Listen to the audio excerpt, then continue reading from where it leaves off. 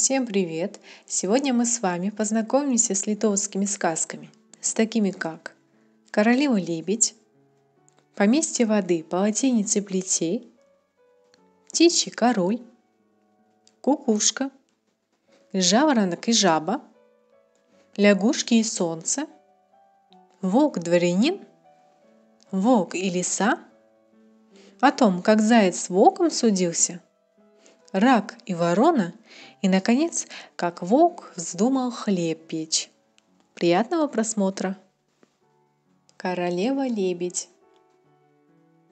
Жили-были двое стариков. Каждое утро ходили они расчищать вырубку.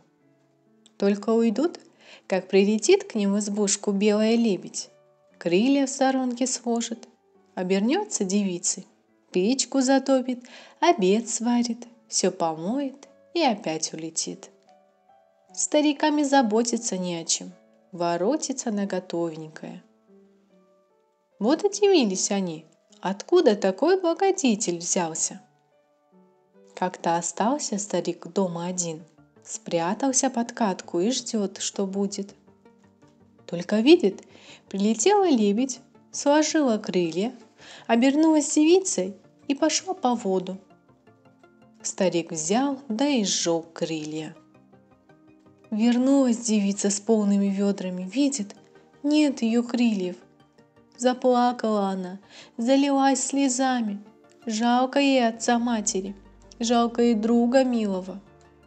Так и осталась девица у стариков. Охотился однажды в лесу, неподалеку от избы, сам король. Увидал он девицу, очень она ему понравилась, и сказал он старикам: «1 000 000 монет дам, только отдайте мне девицу». Делать нечего, пришлось отдать. Привез ее король во дворец и женился на ней. А пришло время, и сына дождался. Однажды вышла королева с сыночком в сад. Видит стая лебедей. Впереди отец летит и поет: «Вижу, вижу, посреди садочка лебедь белая, доченька, дочка, убаюкивает сыночка, золотыми перстнями играючи, золотую книжку читаючи, шелковым машет платочком. Брошу я тебе крылья, дочка, сиротой оставишь сыночка». Заныло у королевы сердце, из глаз покатились слезы. Запела, ответила она отцу: «Не бросай на тоску кручину, я сынка своего не покину». Подошел к ней король и спрашивает: «Отчего у тебя глаза заплаканы?» «Сыночек плакал, и я заплакала», — отвечает королева. На другой день пролетела над ней мать и ту же песню пела. Пролетал и брат-лебедь, и сестры-лебедушки, все с той же песней. Не послушалась их королева. Под конец видит, летит милый друг и поет: «Вижу, вижу, посреди садочка, милая моя лебяжья дочка, ласково баюкает сыночка, золотыми перстнями играючи, золотую книжку читаючи, шелковым машет платочком, я подруженьке крылья кину, горько плакать придется сыну». Не удержалась она и ответила: «Крылья мне не бросай, дружок, пусть кручинится сынок». Бросил ей лебедь крылья, она и улетела. Вскоре погиб ее милый, и опять затосковала королева. А король, не дождавшись ее, женился на ведьме Лауме. Не взлюбила мачеха пасынка, но лебедушка прилетала во дворец по ночам, складывала крылья, умывала сыночка, а улетая пела: «Хозяйка спит, хозяин спит, и сторож спит, и сторожиха, но всю ночку напролет мой сыночек слезы льет». Как убаюкивает она сынка, он спит и спит, покуда мать не вернется снова. «Девица, король, чего это сынок так долго не просыпается?» Однажды увидал он, как прилетела лебедушка, услыхал, как убаюкала сына, как снова улетела, обернувшись лебедью. Думал, думал король, как ему удержать лебедь. Однажды пришел во дворец старик. Король, возьми да и спроси его, как лебедушку поймать. Говорит ему старик: приметь, из какого окна она вылетает, и намажь подоконник смолой. Прилипнут у нее крылья и ноги, тогда ты левой рукой схвати ее, а правой сорви крылья. Она и обернется опять королевой. Король так и сделал. Намазал подоконник смолой, а когда прилипли у лебедя крылья и ноги, он левой рукой схватил ее, а правой сорвал крылья. Вот лебедь и опять королевой обернулась. Король казнил ведьму Лауму, а через 3 дня устроил пир на весь мир. И я там был, мед пиво пил, по усам текло, а в рот не попало. Вез бревен воз, в лаптях деньги вез, деньги растерял, ты их подобрал и купил тулуп. Не отдай, коли глуп. Поместье воды, полотенец и плетей. Жили-поживали отец и дочка Еленити. Мать ее давно умерла, а через некоторое время умер и отец. Оставшись одна-одинешенька, Еленити в первую ночь пришла на отцовскую могилу и горько заплакала. Тут поднялся из могилы отец и дал ей узелок с туманом, звездное платье, звездные башмачки, карету, коней. На другую ночь опять пришла Еленити на кладбище. Вышел к ней отец и дал ей лунное платье, лунную карету, коней и кучера. В 3-й раз отец дал ей солнечное платье, солнечную карету, коней, кучера и сказал: «При дороге стоит высокий дуб. Подойди к нему и пропой: ой, дубочек, дубок, отворись, отомкнись. Отворится дуб, отомкнется, и ты спрячь в нем все свои сокровища. А если за тобой погонятся, захотят увидеть, где ты все прячешь, развяжи узелок с туманом». Еленити так и сделала. Спрятала в дубе все платья, коней, кареты, а сама пошла работу искать. Пришла она на королевский двор, и там приняли ее свиней кормить. Однажды устроил соседний король пир и пригласил на него королевича, у которого Еленити свиней кормила. Стал королевич на пир собираться, хочет умыться, а воды нигде нет. Как закричит он: «Эй, воды мне!» Еленити мигом прибежала и подает ему полный рукомойник. «А чего это заморашка под ногами путается?» Загремел королевич и всю воду прямо в лицо ей выплеснул. Накормила Еленити свиней, а в сумерки ушла в лес. Подошла к дубу и запела: ой, дубочек, дубок, отворить, отомкнись. Дуб отомкнулся. Достала Еленити звездное платье, нарядилась, села в звездную карету и велела кучеру везти ее на королевский пир. Явилась она и осветила весь дворец. Все только глядели и дивились, откуда такая красавица взялась. Особенно же понравилась она королевичу. Захотелось ему получше с ней познакомиться. И он послал слугу спросить, откуда она родом. Еленити ответила, что из поместья воды. Не успели пропеть встречи петухи, а Еленити села в карету и велела кучеру гнать коней. Королевич кинулся было за ней в погоню, да Еленити развязала узелок, выпустила туман. Стало темно, и никто не заметил, куда она скрылась. Тем временем Еленити приехала в лес, подошла к дубу и пропела: ой, дубочек, дубок, отворись, отомкнись. Отомкнулся дуб, Еленити спрятала в нем платье, карету, коней.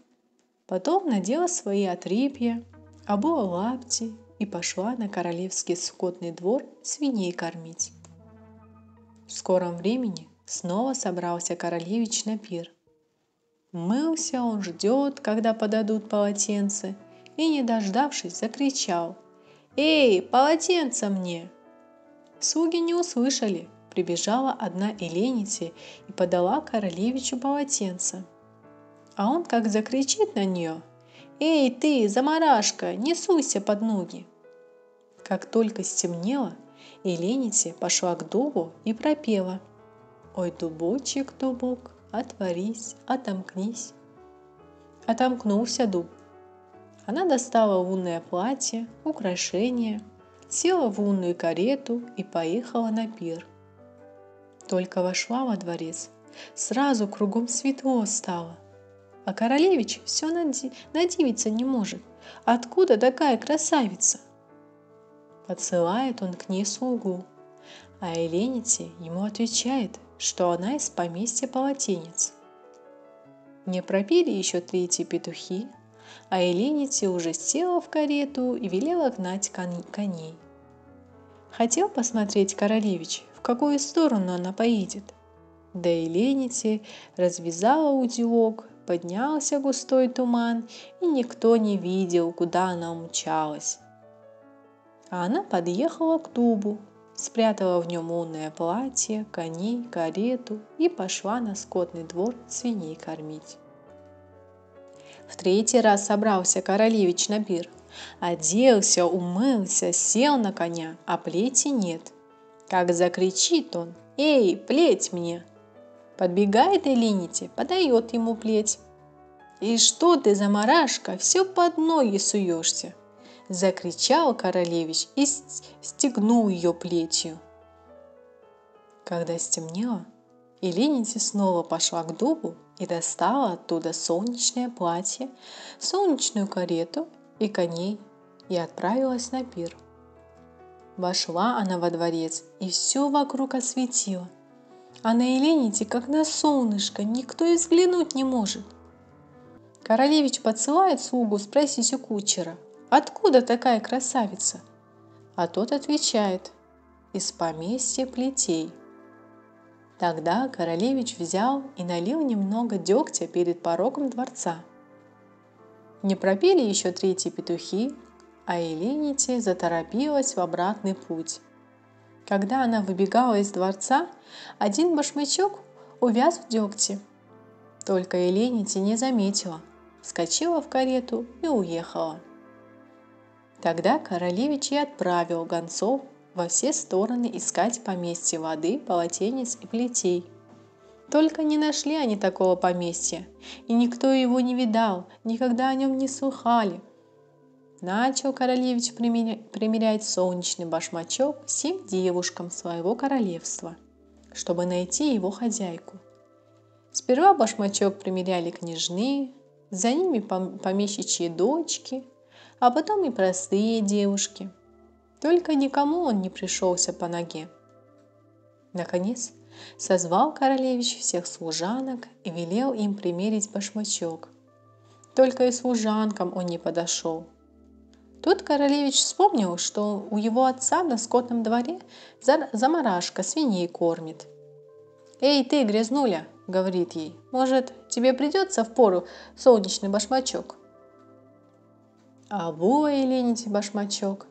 Смотрит королевич, будто по ее ноге сшит. Тогда Эленити сняла с другой ноги деревянный башмак, и все увидели другой, точно такой же солнечный башмачок.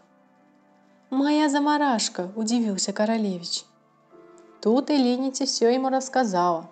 Королевич кинулся ей в ноги, стал просить прощения в том, что так жестоко с ней обошелся. Прошло немного времени, и королевич женился на Эленити. Пышная была свадьба. Птичий король. Однажды, в давние времена, сговорились птицы собраться на большом ровном лугу и выбрать короля. Были тут и орел, и аист, и дрозд, и трясогузка, и лебедь, и жаворонок, и воробей, и еще одна, самая маленькая птичка. Каждая птица хотела стать королем, только не смела вылезти вперед. Долго они галдели, покуда аист, зная, что крылья у него сильные, надумал: кто выше всех поднимется, тому и быть птичьим королем. Все птицы с ним согласились. Только аист щелкнул клювом, дал знак, и взмыли птицы тучей. Куропатка сразу шлепнулась на земь. Курица тоже стала спускаться и чуть ногу не вывихнула. Другие птицы полетали, сколько было сил, да одна за другой скоро устали, начали спускаться. Только аист с орлом залетели так высоко, что еле их было видно. Под конец и аист притомился. Орел остался один и закликотал: я король, кто взлетит выше меня?» «Я!» – пискнула у него под духом птичка и поднялась выше орла. «Я король!» А эта птица-крошка уселась орлу на спину и все ждала, когда он устанет. Попытался было орел птичку обогнать. Да где там? Разве догнать усталому отдохнувшего? Так птичка-крошка всех перехитрила и стала королем. Только стыдно ей стало своего обмана, и с той поры она по кустам прячется. Все птицы, когда завидят ее, кричат: «Королек-крошка! Королек-крошка!» Кукушка. Когда над зверями и птицами еще властвовал Перкунос, тогда он и место, где им жить, определил.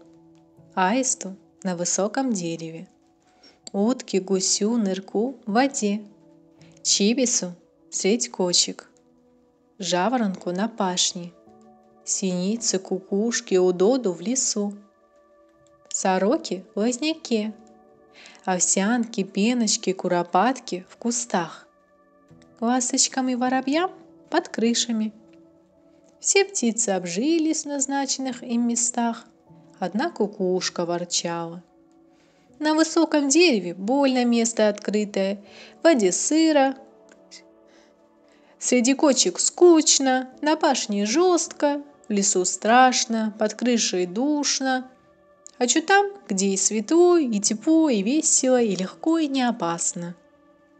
Рассерчал Перкунос и говорит кукушке: коли так, будешь жить бездомной, нигде себе места не найдешь. И по сей день кукушка не находит себе места. Когда где устроится, то дольше 1 лета не живет. Каждую ночь на другом дереве ночует, оттого и гнезда себе не вьет, птенцов не высиживает, а яйца кладет по чужим гнездам. Чужие птицы высиживают и растят ее детей. Так и живет кукушка без дома, без семьи. Все ждет чего-то, все ищет чего-то, все стонет, все жалостно кукует. Жаворонок и жаба. Собрался Бог жаворонка сотворить. Взял комок глины и подбросил его вверх. Комок глины обернулся птахой, взлетел в поднебесье и запел. А черт, сидя на камне, все это видел, и захотелось ему тоже пташку сотворить. Взял он горсть грязи и швырнул вверх. А грязь упала на землю, прямо под камень, и заквакала. Стала она жабой. Лягушки и солнце. Услыхали однажды лягушки, что солнце женится. Сошлись они все вместе и ну трещать. Слыхали? Плохо нам придется. И теперь в летнюю пору солнце высушивает столько ручьев и болот, а женится, обзаведется детьми, да примутся они все сушить. Пересохнут тогда не одни ручьи до болота, а и реки, и озера. Пойдемте к Богу жаловаться. Так и решили лягушки, ква-ква, и пошли, квакая, к Богу. Только, как назло, не застали его дома. Дозналось солнце, что лягушки ходили на него жаловаться. страх как осерчало, и говорит: «Все на свете я грею и буду греть, только до этих гадов мое тепло не дойдет». Лягушки тоже смекнули, что неладно сделали. Стали бояться и стыдиться солнца. Они и теперь принимаются квакать, только когда солнце сядет, а тепла в них ни чуточки нет. Волк-дворянин. Бахвалился волк, что он родом из дворян, а собака его все мужиком звала. Вот однажды принес волк свои грамоты. Он, мол, вовсе не мужик, и велел собаке прочесть их. Собака была неученая, отнесла она те грамоты кошке. Кошке в ту пору недосуг было. Положила она грамоты на печь. А грамоты были засаленные. Нашла их мышка и в клочки изгрызла. Пришел волк к собаке, велит вернуть ему грамоты. Собака пошла к кошке. Кошка влезла на печь и нашла одни клочки. Набросилась она на мышку, собака на кошку, а волк, когда не встретит собаку, велит ее вернуть дворянские грамоты. Так они и по сей день не столкуются. Кошка-то клятву дала, где только не встретит мышку, тут же ее съест. Собака тоже до сих пор серчает на кошку, когда увидит, сразу ловить кидается. А кошка бегает от нее, бегает, все грамоты ищет. Волк и лиса. Бегут волк с лисой по лесу мимо селка, а к селку гусь подвешен. Давненько звери не ели, проголодались, но лиса на гуся и краем глаза не глянула. «Чего зеваешь, кумушка? Не видишь? Гусь!» – спрашивает волк. «Среда нынче, вот я и пощусь, мясного не ем», – отвечает лиса. Волк вспомнил, что сам он постов не соблюдает, ест мясо, когда не попадись. Прыгнул на гуся и повис в селке. Тогда лиса смело подобралась к гусю и принялась за него, так что косточки захрустели. «Кумушка, да ведь нынче пост!» – попрекнул ее полуживой волк. «Тому и пост, кто лапами земли не достает», – отвечала ему лиса. О том, как заяц с волком судился. Идет однажды заяц с пирушки и горланит, что есть мочи. «Ух, до дому не дойду!» «Вот окаянный, как ты, кум, меня напугал!» – говорит волк, вылезая из бурелома. «Теперь я тебя съем!» «Ой, не ешь меня, куманюк, не ешь, я пьяный был, себя не помнил», – просит заяц. «Что ж, есть я тебя не буду, пускай нас завтра суд рассудит». Побежал заяц свидетелей искать. Ищет, ищет, никак найти не может. Забрался он в огород капусты погрызть и увидел там кота. Стал просить кота пойти в свидетели. Кот согласился. Идет заяц со своим свидетелем, а навстречу им петух. «Заяц, давай и петуха упрашивать, чтоб свидетель к нему пошел». Петух согласился. Идут заяц, кот и петух дальше и видят, стоит на опушке козел, травку пощипывает. «Куда бежишь, зайчишка?» – спрашивает козел. «У меня суд с волком, я свидетелей нашел и бегу в суд». «Возьми меня в свидетели», – говорит козел. «Ладно, пойдем», – отвечает заяц, и все вместе отправились на суд. Идут они, а там уж волк с медведем ждут не дождутся зайца со свидетелями. Волк велел медведю влезть на дерево и посмотреть, не идет ли заяц. Медведь влез и кричит ему сверху: «И идут с косами, с ножами, с топорами, а за собой длинные хворостины волокут. Забьют нас насмерть. Я, пожалуй, лучше с дерева слезать не буду». «А мне куда деваться?» – спрашивает волк. «Заройся в валежник и сиди, покуда не уйдут». Зарылся волк в валежник и лежит там. Приходят заяц, кот, петух и козел на суд. Видят, нет никого. Кот говорит: «Ничего, разыщем». Петух как раскричится: «Не сдадимся, не сдадимся». Козел блеет: «То были, то нет, то были, то нет». Кот смотрит, в валежнике шевелится кто-то. Он подумал, что это мышь, не утерпел и цап волка за хвост. Волк с перепугу как выскочит, да как даст стричка. Петух напугался и взлетел на дерево. А там медведь притаился. Медведь решил, что пришли его убивать. Кинулся с дерева вниз и разбился насмерть. Видит заяц, что волка и след простыл.